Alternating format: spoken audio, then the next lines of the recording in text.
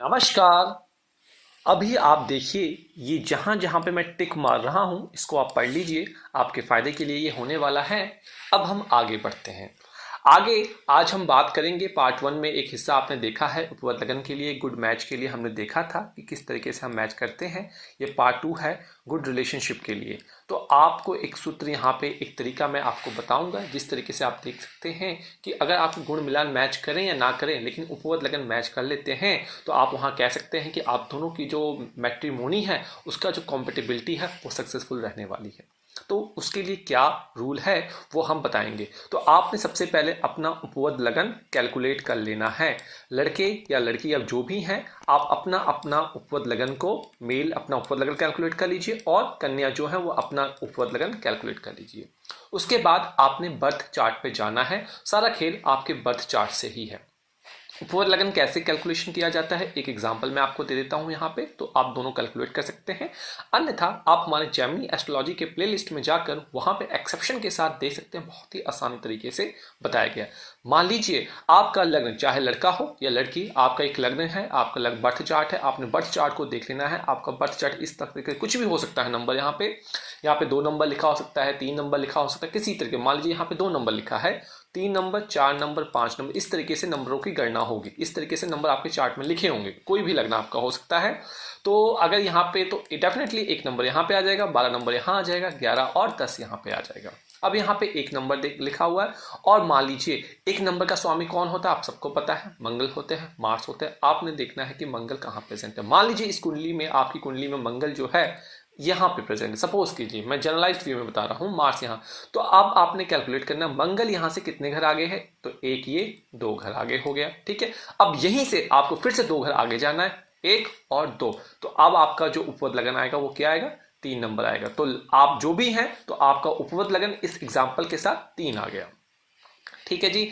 3 number आपका उपवद लगन आ गया। आप मेल भी हैं, फीमेल है, इस तरीके से एग्जाम्पल के फॉर्म में। अब आपने अपने पार्टनर का चार्ट देखना है।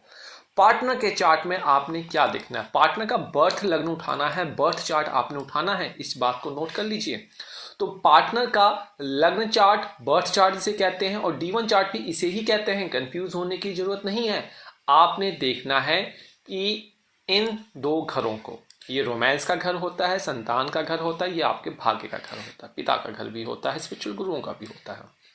अगर जो 3 नंबर अगर जो 3 नंबर निकला है यहाँ पे और आप मेल हैं और ये फीमेल का चार्ट है और कुंडली मैचिंग कर रहे हैं आप, वो कुंडली मैचिंग आप किसी के थ्रू, आप ऑनलाइन मैट्रिमोनियल वेबसाइट से या कहीं कोई रिश्ता आया है आपके लिए, आपने चेक करना है क्या 3 नंबर यहाँ प्रेजेंट है। उपवद लगन जो है 3 नंबर की राशि यहाँ प्रेजेंट है। अगर आपके 5वें भाव में प्रेजेंट है तो ये एक कंपेटिबिलिटी आपकी अच्छी होगी। एग्जैक्टली समझ में आ गया, सिंपल है।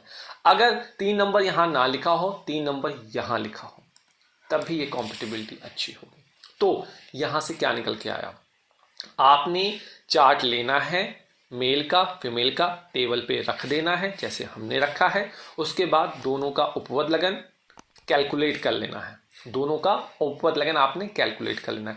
और दूसरे पार्टनर के चार्ट में देखना है क्या उपवद लगन 5वें पे लिखा हुआ है, वो जो राशि आई है वो 5वें भाव में लिखी है या फिर 9वें भाव में लिखी है। अगर लिखी है तो ये बेहतरीन मैच है। कहने का मतलब उस पार्टनर के लिए जो रिश्ता आया है वो अच्छा है, गुड मैच है, भाग्य उदय होगा। ये चीज हो गई।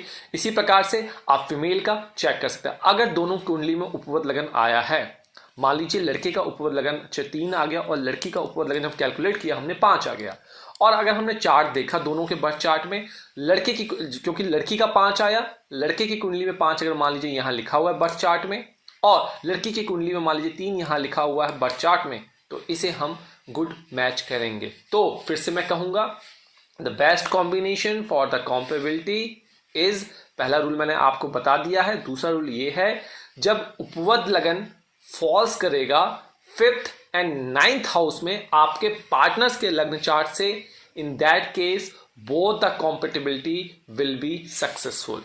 तो ये एक सिंपल सा एग्जाम्पल है। आशा करता हूं ये चीज आपको यहां पे आ गई होगी समझ। तो आज बस इतना ही।